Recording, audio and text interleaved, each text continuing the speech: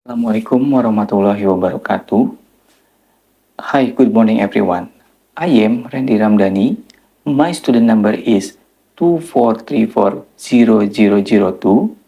In this time, I want to explain the subject about membership, group and communities in the course of Introduction to Cultural Science. Membership has meaning a member from a group. The word of group in Indonesian language is kelompok, or from communities. The word of communities in Indonesian language is komunitas. The group itself has meaning group of individual that coordinate, so they have the same goals. Whereas for communities has meaning individual or people has the same characteristic such as geographic similarities, culture, race, religion, or the same social situation. The example of a group in culture studies such as member of the army group or member of the police group have specific membership system but the same goal, that is as a civil servant, state servant in matter security. Whereas the example of a community's membership in culture studies has geographic similarities in Asian countries in the Southeast Asia region, cultural similarities between Indonesia and Malaysia, because climate similarities. The rest is almost the same, that is Melanesia. The region is Muslim majorities and the same social situation. Of course, in this culture studies cannot be separated from learning the seven elements of culture according to Kunchoro Ningrat. Number one, religious system or religious ceremony. Number two, social system and organization. Number three, knowledge system. Number four, language. Number five, art. Number six, livelihood system. Number seven, technological system and equipment. That is what I can explain. Wassalamualaikum warahmatullahi wabarakatuh. Thank you everyone. Halo, Assalamualaikum warahmatullahi wabarakatuh. Good afternoon, Sir Fauzi and everybody. My name is Suci Alivia Putik. My student numbers are 2435013. Today, I would like to tell you about my materials. And my material is stereotypes and social cultural values. The first one, I would like to tell you about the definition and type of stereotypes and values cultures.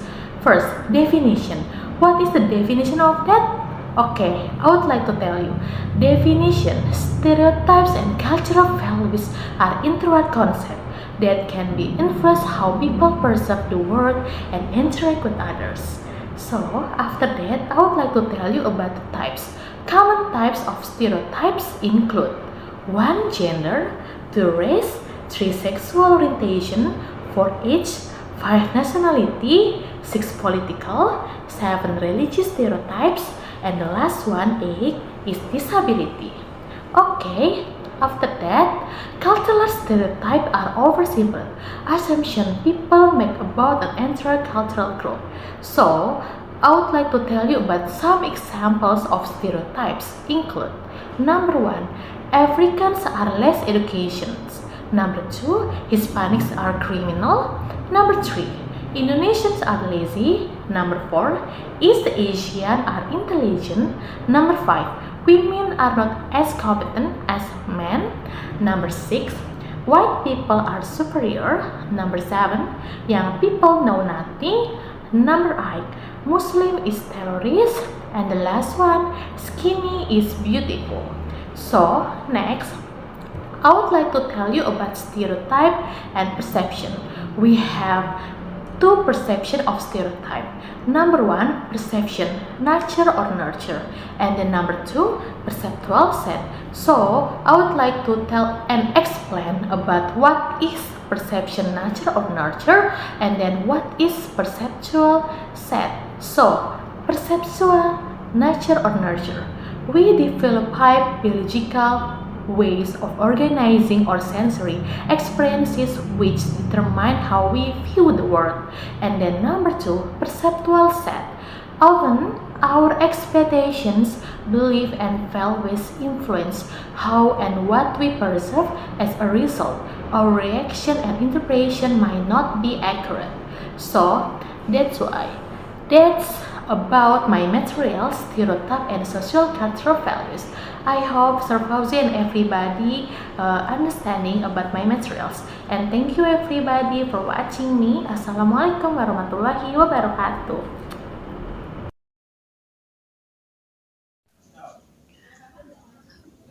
Good morning, everyone.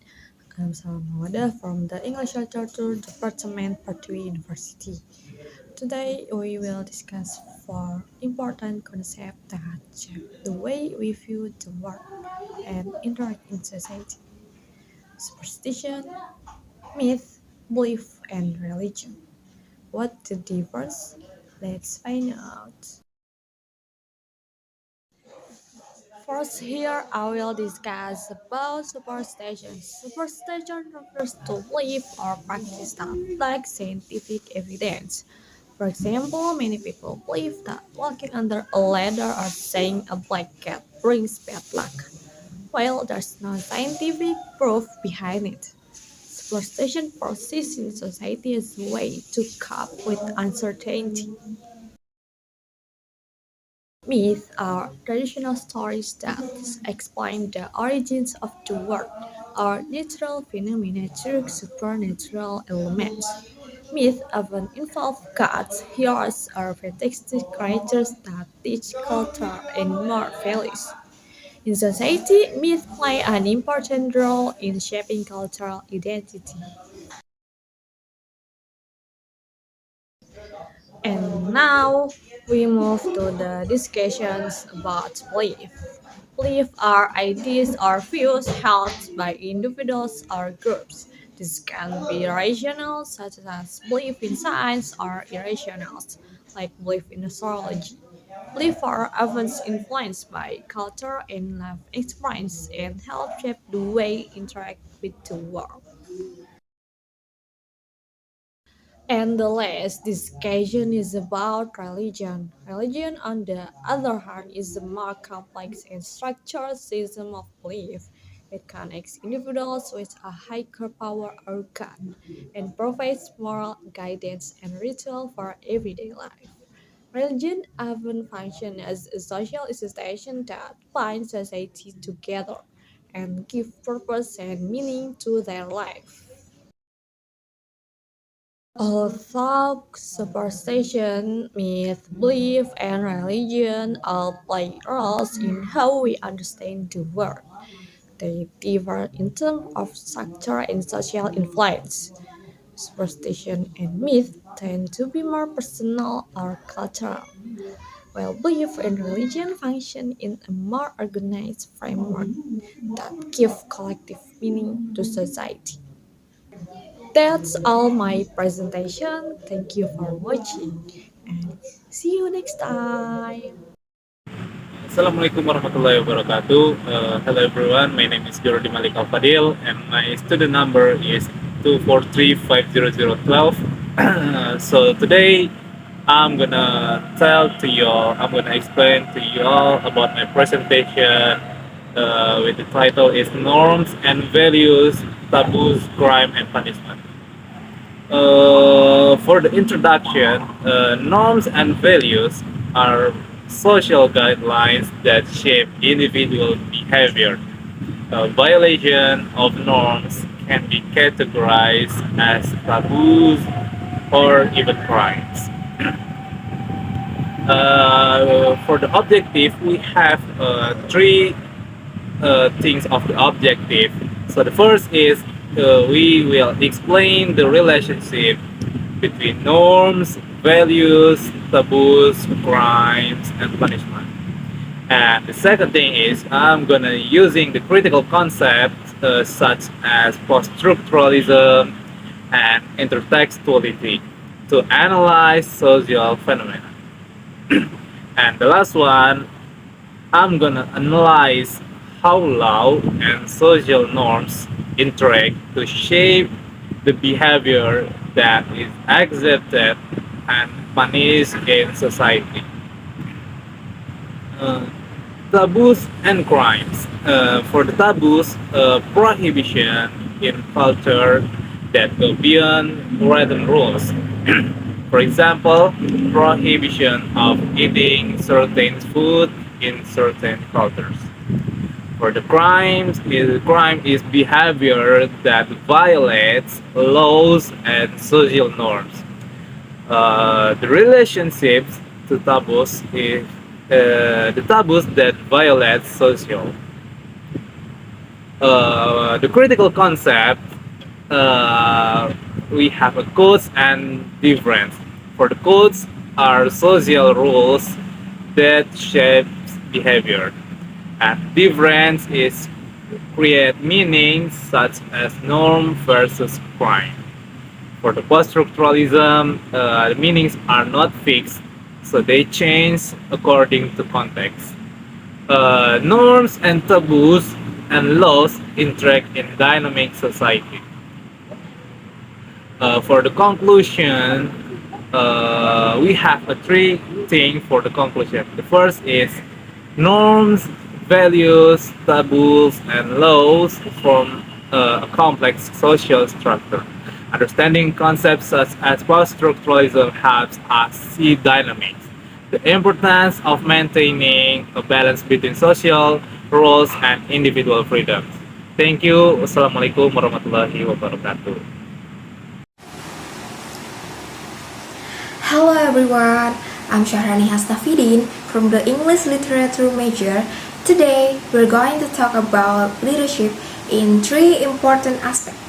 First, marriage, second, education, and the third, work. Let's start by understanding what leadership is. Leadership is the ability to influence and guide others to achieve shared goals. A good leader has certain qualities. There is vision, empathy, accountability, and collaboration. Vision helps the leader provide clear direction. Empathy helps them understand and support others. Accountability means taking responsibility for decisions. And collaboration is about working together to success. For example, a team leader who motivates their group to complete a project. Now, let's talk about leadership in marriage. In marriage, leadership means respecting each other, sharing responsibilities, and supporting each other's growth. This includes giving emotional support, managing finances together, and collaborating on parenting. A good example is when a couple faces challenges together and helps each other overcome them. Next is leadership in education. In education, leadership involves guiding students, teachers, and schools to grow academically and personally. This means encouraging students to do their best and building positive relationships between students and teachers. An example is when a student leads a group project and inspires others to contribute. Finally, let's look at leadership at work. At work, leadership is about guiding teams to achieve professional goals. This includes improving team productivity, encouraging teamwork, and solving problems creatively. A good example is a mentor who helps a new employee adapt and grow in their role. So, in conclusion, leadership is the ability to guide and inspire others to achieve shared goals. A good leader possesses vision, empathy, accountability, and teamwork skills. Leadership applies in various areas of life, such as marriage, education, and the workplace. with the main purpose of supporting, motivating, and working together to overcome challenges and achieve success. That's all from the leadership. Thank you for attention and bye bye. Good morning. My name is Efron Trifosarinoli and my name is 24350011 and I'm from Prodi S1 Sastra Inggris and my lecturer is Mr. Fauzi Shamsuar SPD and this is what I learned during this college time from the material Introduction of Cultural Science. So first, I would like to say thank you to Mr. Fauzi. Thank you for having me today. And I would like to make some short review about the material or about the subject that I have been learned this semester. First, I would like to share with you about the beauty and aesthetic.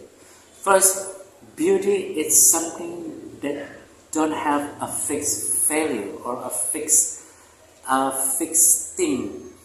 What we call is fluid, or it can be changed by time. But beauty itself is something that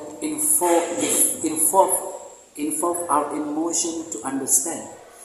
Because James and Baker said, rather if you try find the fixed rules about beauty, beauty sometimes it change by the time, by the culture. It's depend on the background of the culture, something we can call society belief.